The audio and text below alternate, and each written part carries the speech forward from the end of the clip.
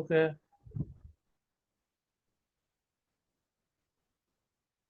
చూడండి 102లో house keeping లో కొద్దిగా చెప్పలేదు, అది చెప్పేసి నెక్స్ట్ ప్లాంట్ లేఅవుట్ డిజైన్ లోకి వెళ్తాను. ఆల్రెడీ మన ఇంట్రడక్షన్ చెప్పుకున్నాం, reasons for housekeeping, benefits of good housekeeping, as well as examples of bad housekeeping గురించి, examples of poor housekeeping గురించి చెప్పుకున్నాం. Next elements of good housekeeping campaign గురించి చెప్పుకున్నాం. 14 points highlight చేయాలండి, అవి ఎగ్జామ్లో apply చేయండి జాగ్రత్తగా.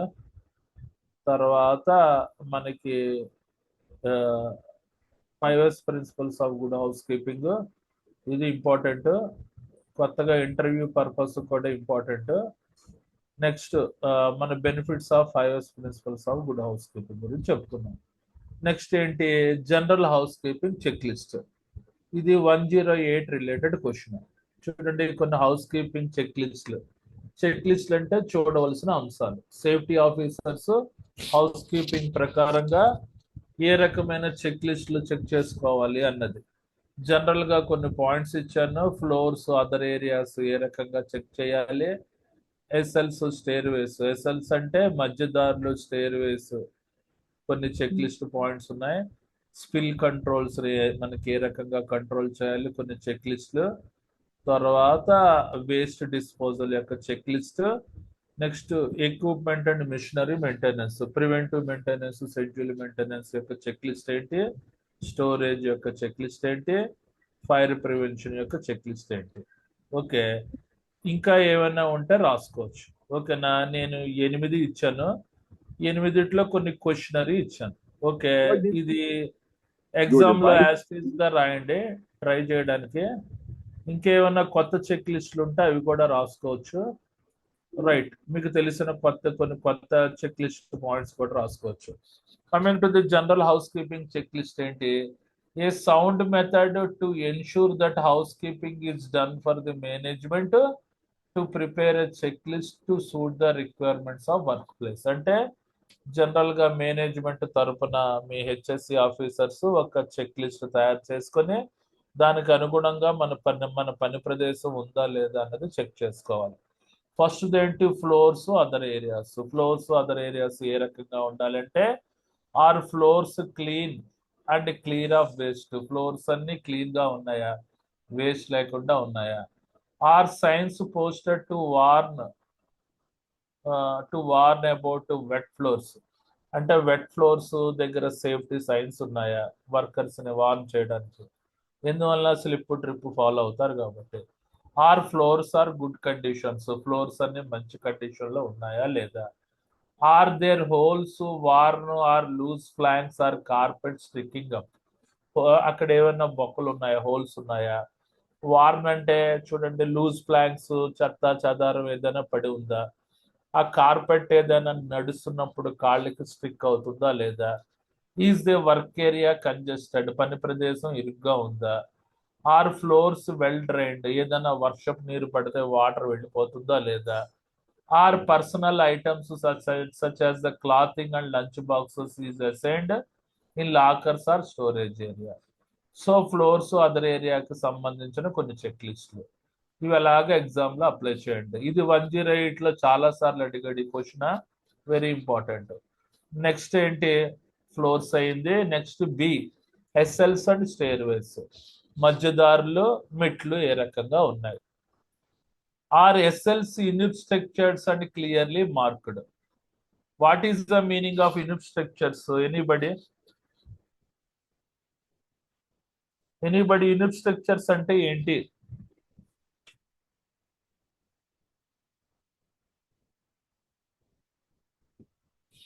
ఎనీబడి, ఇన్యూట్ స్ట్రక్చర్స్ అంటే చూడండి, not blocked by any objects, అంటే ఆ మెట్ల మీద ఏదైనా సామాన్లు పెట్టి బ్లాక్ చేసి ఏదైనా ఉందా లేదా అన్నది చెక్ చేసుకోవడం. Are clearly marked, clearly marking అయి ఉన్నాయా లేదా. Next are mirrors are installed in blind corners, అంటే ఎస్ఎల్స్ లో బ్లైండ్ కార్నర్స్ ఉంటాయి కదా, యూ టర్న్ తిరుగుతున్నప్పుడు అటు సైడ్ నుంచి మనకి ఏం కనబడవు, అక్కడ మిర్రర్స్ పెట్టారా లేదా. Are aisles wide enough to accommodate workers and equipment comfortably, మధ్యదారులు ఎలాగున్నాయి, వర్కర్స్ తిరగడానికి ఒక రూటు, ఫోర్క్ లిఫ్ట్లు తిరగడానికి ఒక రూటు ఉందా లేదా. Is the work place lighting is adequate, అంటే ఆ పర్టికులర్ ఎస్ఎల్స్ లో స్టేర్ వేస్ లో లైటింగ్ ఎలాగుంది.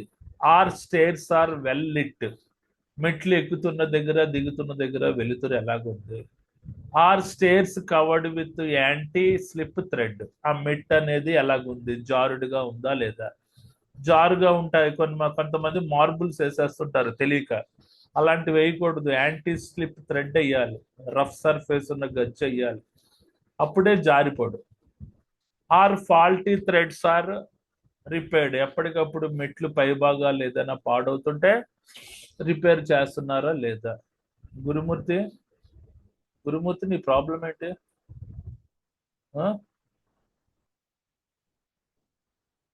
ఓకే, ఇవి అంటే ఎస్ఎల్స్ స్టేర్ వేస్ మధ్య ఇది అనమాట కొన్ని చెక్ లిస్టులు. Next spill control. Spill control అంటే ఏంటి, రసాయనాలు ఏ రకంగా కంట్రోల్ చేస్తారు.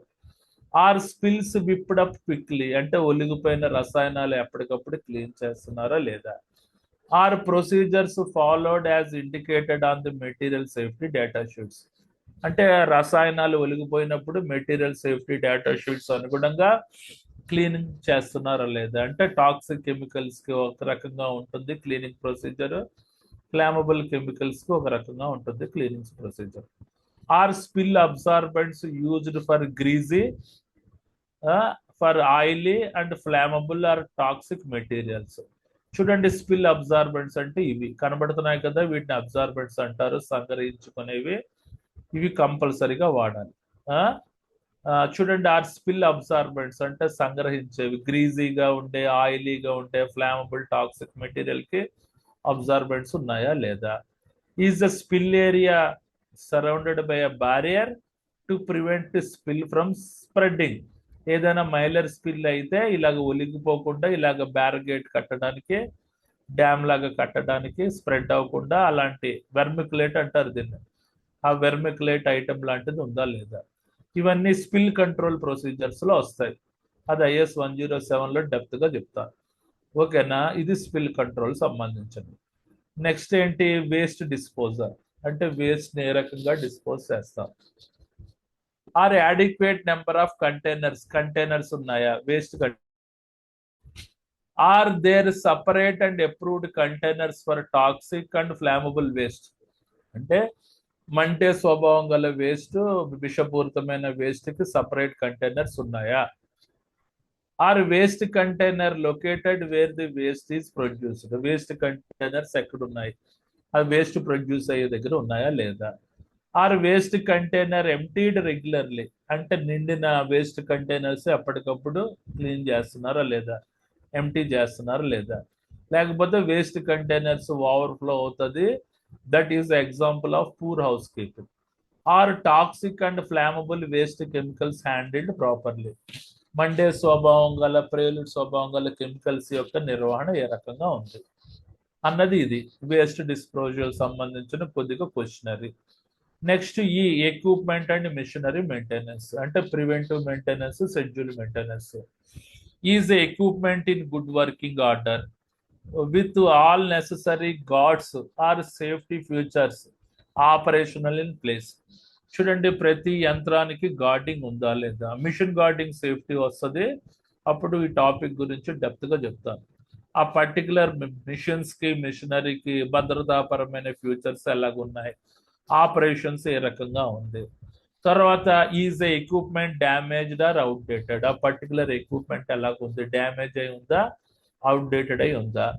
Are tools and machinery is inspected promptly, tools machinery అన్నది రెగ్యులర్ గా తనిఖీ చేస్తున్నారా లేరా. Are drip pans or absorbent materials used if leaks cannot be stopped at source, చూడండి కొన్ని మిషన్స్ ఉంటాయి, జనరేటర్స్, అదర్ ఫ్యూయల్ తోటి నడిచేవి. అక్కడ హోస్ పైప్ నుంచి ఆయిల్ అన్నది కొద్దిగా లీక్ అవుతుంటది, డ్రాప్ బై డ్రాప్. అక్కడ కింద ఏమైనా డ్రిప్ ప్యాన్స్, అబ్జార్బెంట్ మెటీరియల్స్ లాంటిది ఏమైనా పెట్టారా? Are machines and tools cleaned regularly, యంత్రాలు పరికరాలు ఎప్పటికప్పుడు రెగ్యులర్ గా క్లీన్ చేస్తున్నారా లేదా అన్నది చెక్ చేయడం. ఇది నెక్స్ట్ ఏంటి, స్టోరేజ్ ఏరియా ఏ రకంగా ఉండాలి. Are storage areas safe accessible, అంటే ప్రవేశించడానికి అనువుగా ఉందా లేదా స్టోరేజ్ ఏరియా. ఈజ్ మెటీరియల్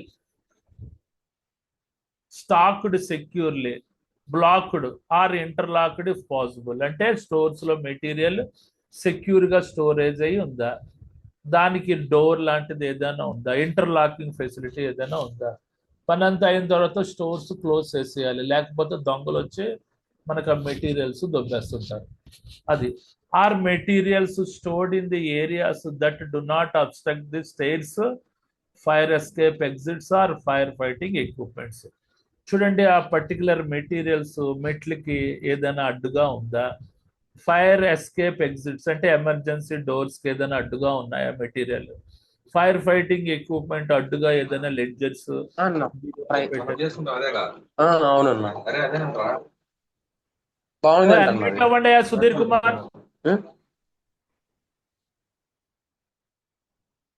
ఇవన్నీ చెక్ చేసుకోవాలి. సో కొన్ని క్వశ్చనరీ ఇచ్చాను, ఇంకా చాలా మీరు రాసుకోవచ్చు.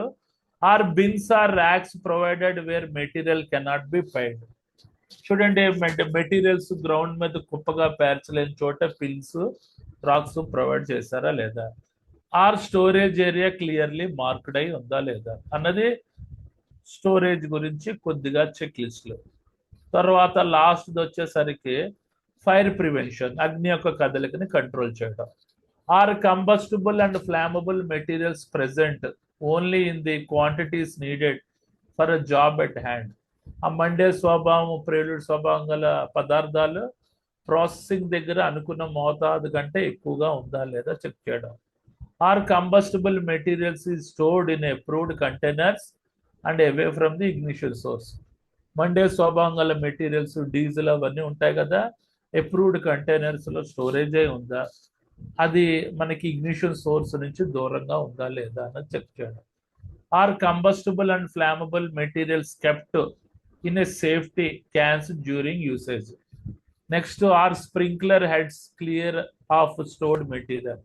చూడండి ఇండోర్ మనకి మెటీరియల్స్ లో స్ప్రింక్లర్ హెడ్స్ ని కవర్ చేసేస్తుంటారు మెటీరియల్స్ ర్యాక్ లో పెట్టి, వాటికి ఆ స్ప్రింక్లర్ హెడ్స్ కి మెటీరియల్ ర్యాక్ కి కొద్దిగా క్లియరెన్స్ డిస్టెన్స్ పెట్టాలి, అది ఉందా లేదా.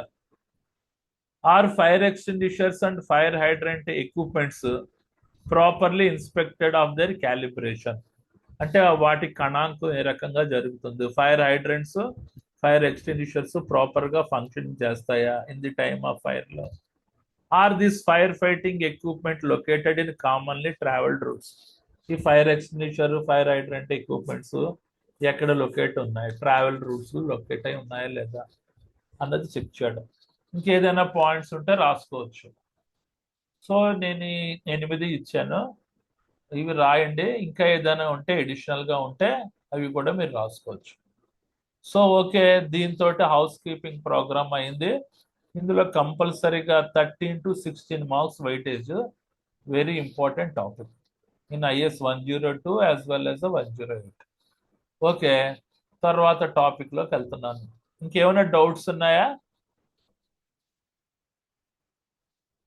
సరే చూడండి, ఇంకో టాపిక్ లోకి వెళ్తున్నాను.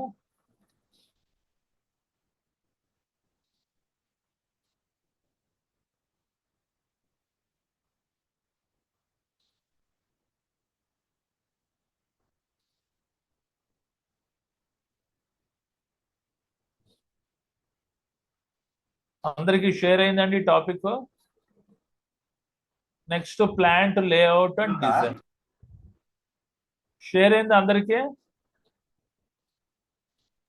స్క్రీన్ కనబడుతుంది సార్. Okay right. చూడండి ప్లాంట్ లేఅవుట్ అండ్ డిజైన్, ఇది కూడా ఇంపార్టెంట్ టాపిక్ IS 102లో. ప్లాంట్ లేఅవుట్ అంటే ప్లాంట్ యొక్క అమరిక మరియు రూపకల్పన ఏ రకంగా ఉండాలి. అన్నది మన టాపిక్. ఇది చిన్న టాపిక్. చూడండి, ఇది ఒక కెమికల్ ప్లాంట్, ఎంత చక్కగా ఉంది. ప్లాంట్ యొక్క అమెరికా రూపకల్పన. హెచ్సిఎల్ ప్లాంట్ ఉంటుంది, హెచ్పిఏ ఫినిషింగ్ గుడ్స్ ఉంటుంది, ఇలాగ laboratory, work shop, substation, parking ఇలాగ ఉండాలన్నమాట. ప్లాంట్ యొక్క అమెరికా రూపకల్పన ఏ రకంగా ఉండాలి అన్నది మన టాపిక్. కొన్ని పాయింట్స్ చెప్తాను, వినండి. కమింగ్ టు ది ఇంట్రడక్షన్ ఏంటి? Plant layout and design can be defined as a technique of locating machines, process and plant services with in the factory so as to achieve the greatest possible output of high quality at lowest possible total cost of the manufacturing.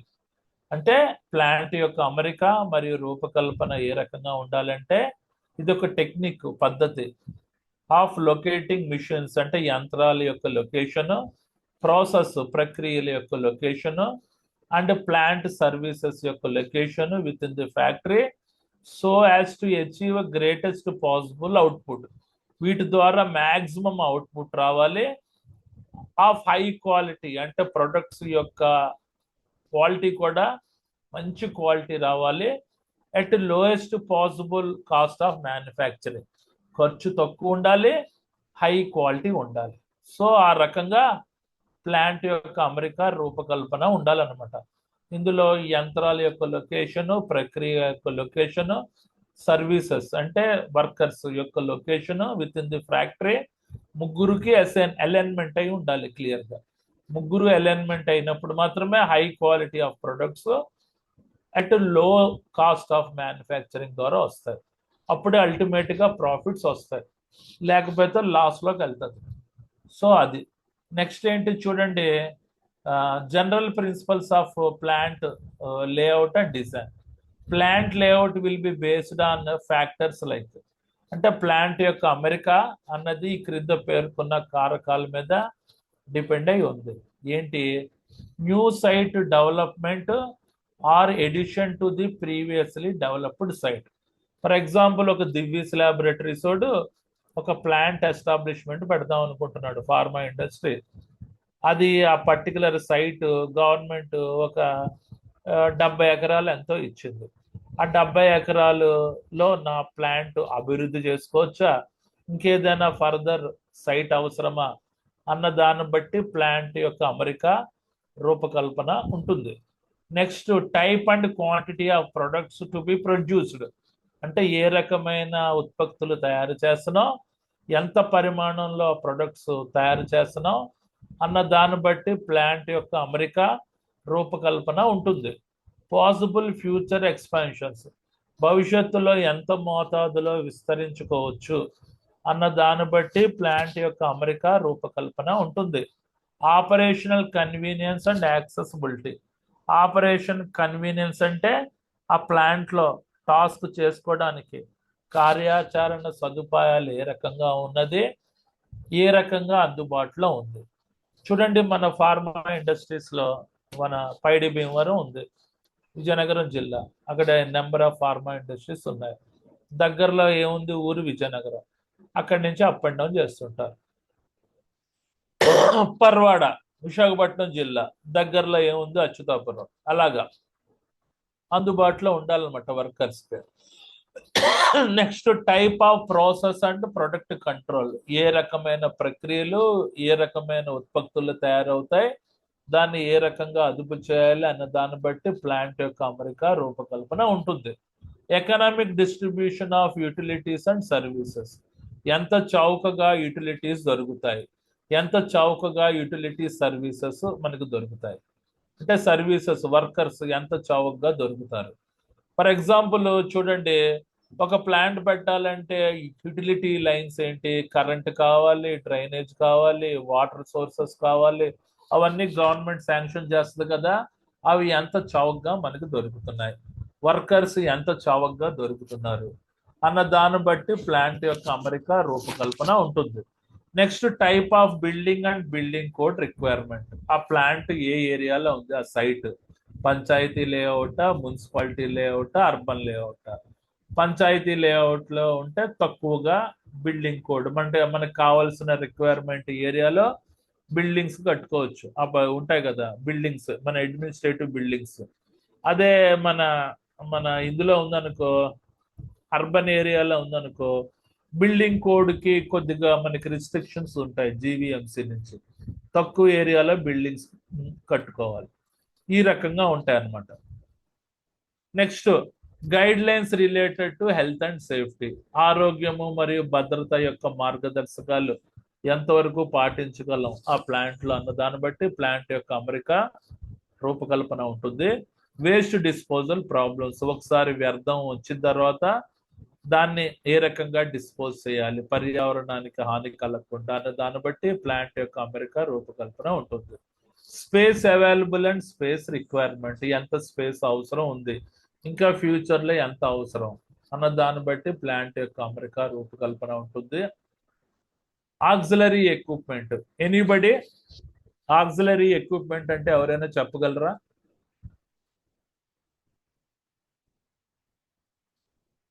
Anybody, what is the main equipment, what is the auxiliary equipment?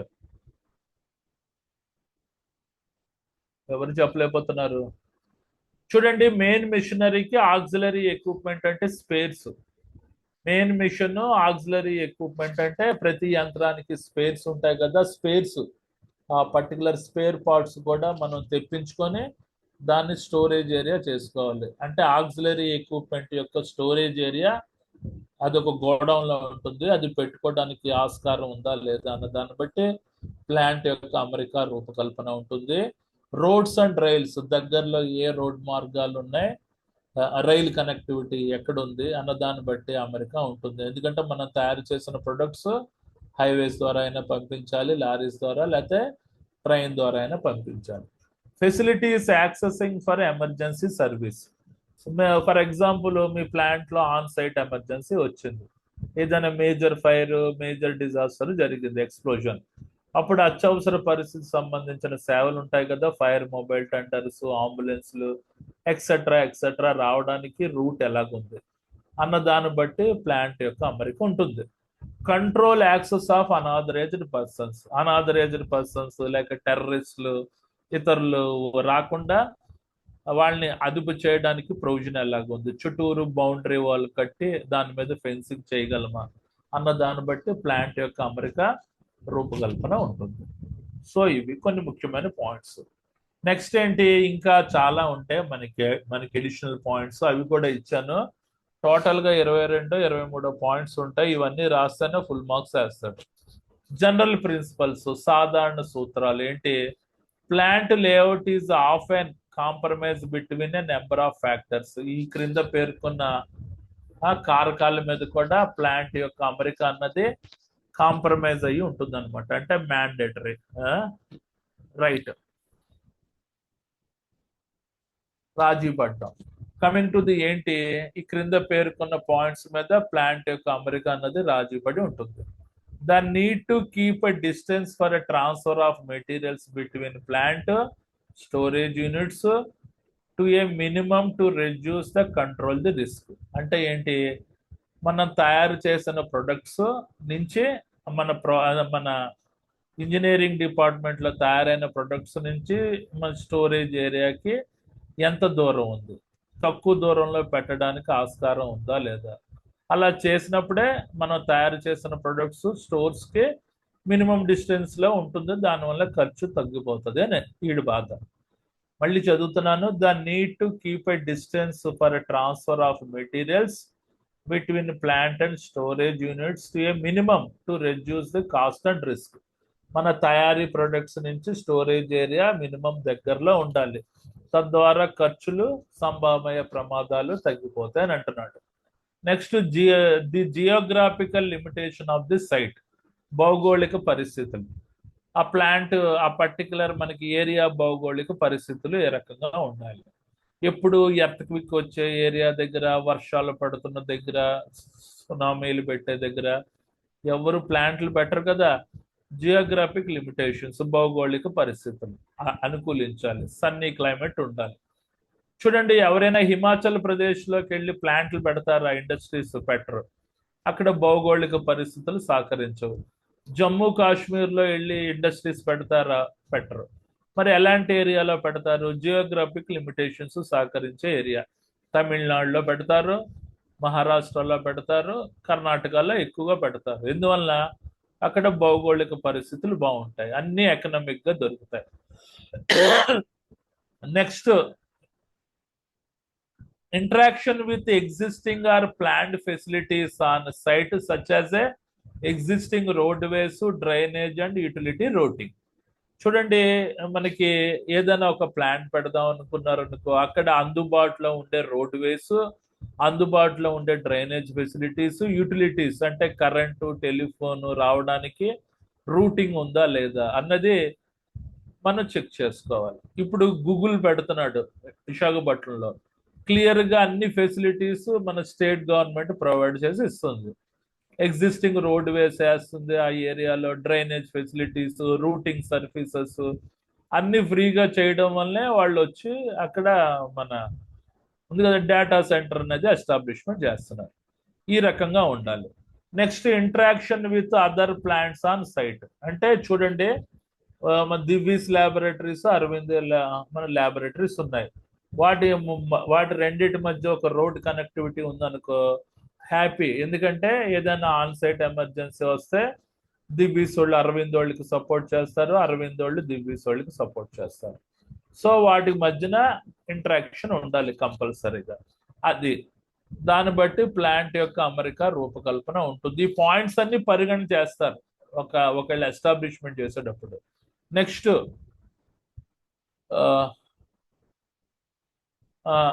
The need to plant operability and maintainability. అంటే plant లో కార్యక్రమాలు ఏ రకంగా చేయాలి, నిర్వహణ ఏ రకంగా చేయాలి అన్న దాన్ని బట్టి ప్లాంట్ యొక్క అమరిక రూపకల్పన ఉంటుంది. The need to locate hazardous material facilities as far as possible from site boundaries and people living in local neighbourhood. అంటే ప్రమాదకరమైన మెటీరియల్స్ ఎంత దూరంలో పెట్టాలి, అది ఆ ప్లాంట్ నుంచి ఎంత దూరంలో పెట్టచ్చు, ప్లస్ దగ్గరలో ఆ ప్లాంట్ చుట్టూరు నివసిస్తున్న మన స్లమ్ పీపుల్ నుంచి ఎంత దూరంలో పెట్టచ్చు అన్న దాన్ని బట్టి ప్లాంట్ యొక్క అమరిక రూపకల్పన ఉంటుంది.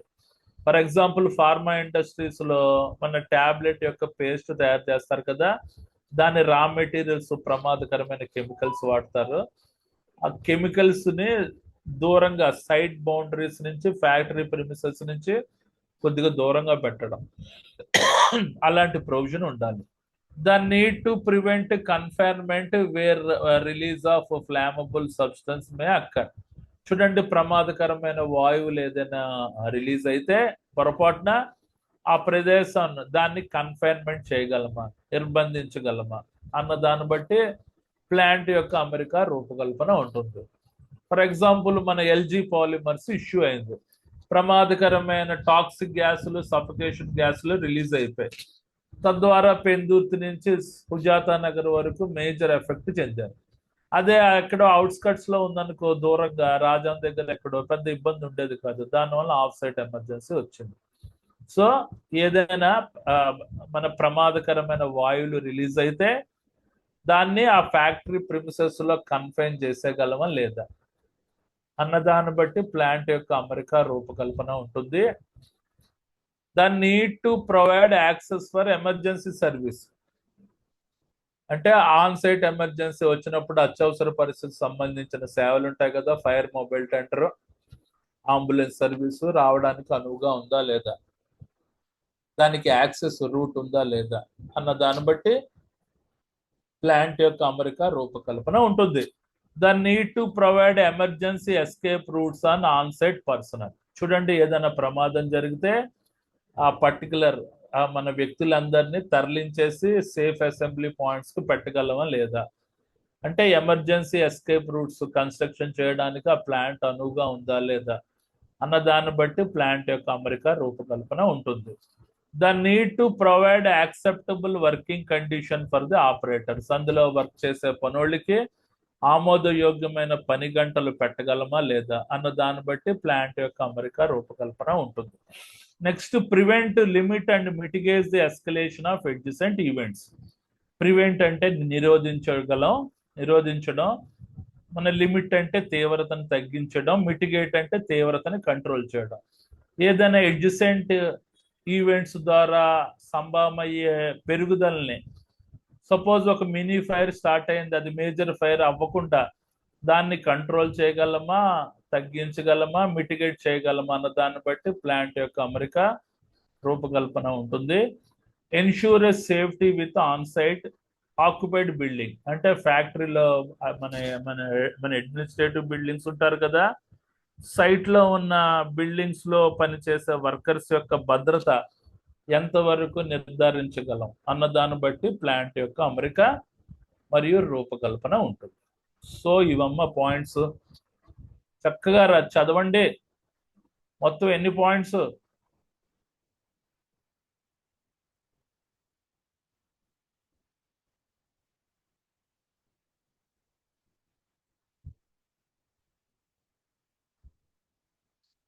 ఇరవై 28 పాయింట్లు ఇచ్చాను. 27 పాయింట్లు.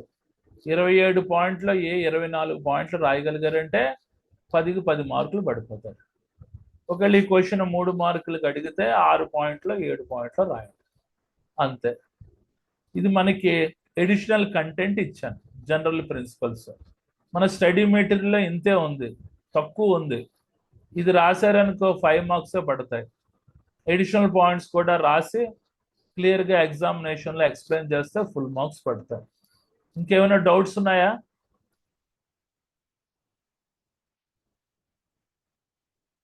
ప్లాంట్ లేఅవుట్ అంటే డిజైన్ గురించి ఏదైనా డౌట్స్ ఉన్నాయా?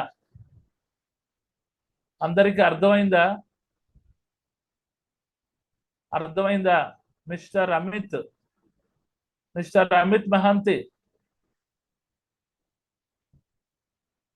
Amit Mohanty, please unmute.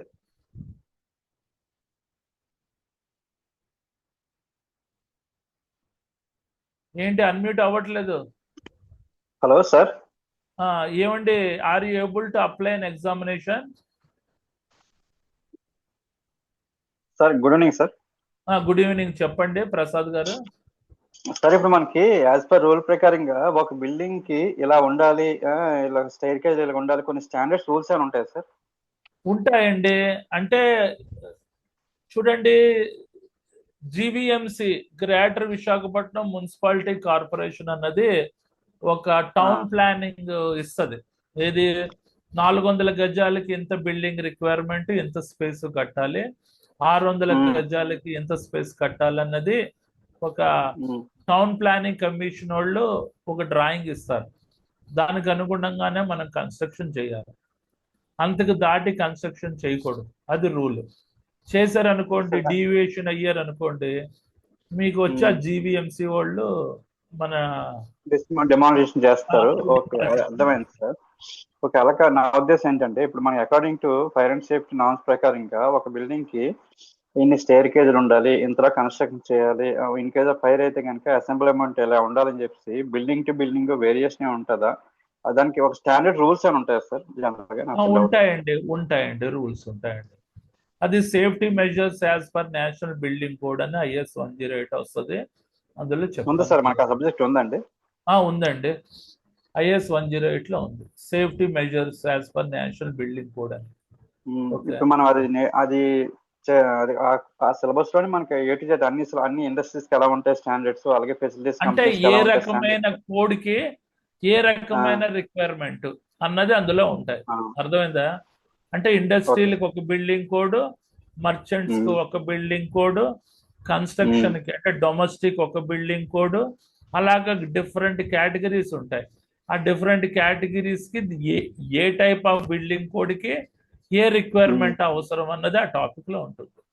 So అది నేను చెప్తాను, మీరు వర్రీ కాకండి. రైట్ సార్, ఇంకో చిన్న డౌట్ అండి. చెప్పండి. మనకి ఇప్పుడు ప్రతి బిల్డింగ్ కి కూడా మనకి అసెంబ్లీ పాయింట్ అని చెప్పి డిసైడ్ చేస్తారు కదా సార్? అవి సేఫ్ అసెంబ్లీ పాయింట్స్ అన్నది బిల్డింగ్ దగ్గర ఉంటుందండి. ఆ ఫ్యాక్టరీ ప్రెమిసెస్ నుంచి మినిమం 1-2 కిలోమీటర్స్ డిస్టెన్స్ లో సేఫ్ అసెంబ్లీ పాయింట్స్ ఉంటాయి. ఓకేనా? ఏదైనా మేజర్ ఫైర్ అయితే, ఏదైనా మేజర్ మనకి ఎమర్జెన్సీ వచ్చినప్పుడు ఆ స్టాఫ్ అందరినీ తరలించి ఆ అడ్మినిస్ట్రేటివ్ బ్యాక్ నుంచి as well as particular factory premises నుంచి తరలించి సేఫ్ అసెంబ్లీ పాయింట్స్ కు పట్టుకెళ్తారు. అది బిల్డింగ్స్ దగ్గర ఇవన్నీ- ఉండకూడదు, అది అవుట్స్కట్స్ ఇవన్నీ లో కూడా ఉండాలి. ఉమ్. ఇవన్నీ ఇదంతా కూడా ఆల్ స్టేట్ 108 ఎమర్జెన్సీ ప్లాన్ లో వస్తాయి. ఈ పాయింట్స్ అని ఏమైనా నేను 108 108 లో కవర్ అవుతాయి సార్ అంత సిలబస్ అంతనా? 105 లో కవర్ అవుతాయి, 108 లో కవర్ అవుతాయి. Okay, right. Okay sir, okay. Thank you sir. Right అండి. ఎన్బిసి అంటే నేషనల్ బిల్డింగ్ కోడ్. ఎవరు ఎన్బిసి అని క్వశ్చన్ మార్కులు పెట్టాడు? నేషనల్ బిల్డింగ్ కోడ్, అది IS 108 లో వస్తుంది. ఓకే, ఇంకేంటండి, ఇంకా 2 minutes ఉంది. సో ఈ 2 PPTలు పంపిస్తాను, చదువుకోండి. Okay, good night to everyone. మళ్ళీ థర్స్డే కలుద్దాం ఇంకో 2 ఫ్రెష్ టాపిక్ తోటి. అందులో వాళ్ళు చెప్పిన దాంట్లో 2 topics important. Right and good night to everyone. Sir notes ఎందులో వస్తుంది? వస్తుంది అమ్మా, వస్తుంది. నేను పంపిస్తాను, మేడం గారిని అడగండి, మేడం గారు సెండ్ చేస్తారు. నేనైతే ఇవాళే పంపించేస్తాను ఆన్లైన్లో, మెయిల్లో. అది మేడం గారు ఎప్పుడు టైం చూసుకొని పంపిస్తారు, వర్రీ కాకండి, అందరికీ వస్తుంది. Okay sir. ఓకేనా? Okay sir. రైట్ సార్, అండి. Thank you. దాని Thank you. గురించి వర్రీ కాకండి. మన స్టడీ మెటీరియల్లో ఉన్న నోట్సే కొద్దిగా పాయింట్స్ పెంచాను, అంతకు మించి ఏం చేయట్లేదు నేను. Okay, okay sir. ముందా స్టడీ మెటీరియల్ తెప్పించుకోండి, study material important. Right, good night to everyone.